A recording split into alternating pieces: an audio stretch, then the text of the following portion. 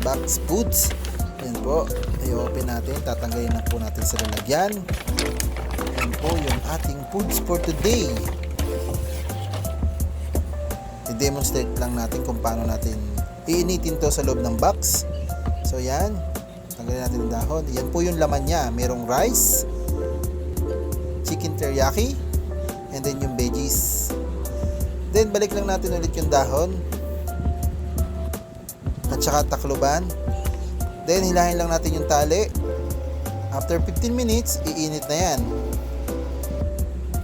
So yan na guys, luto na po. Ito na po yung pinakamasarap na portion, yung eating time. Salamat po sa panonood. Sana po nagustuhan ninyo itong aking short video. Bye bye!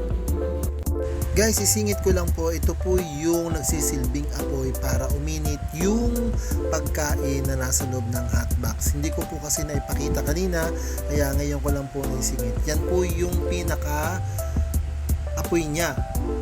Hindi ko lang po alam ang eksaktong tawag dito, pero yan po yung nagsisilbing init para maging manumbalik ang sarap nung pagkain na nasa loob ng hotbox. So yan po guys.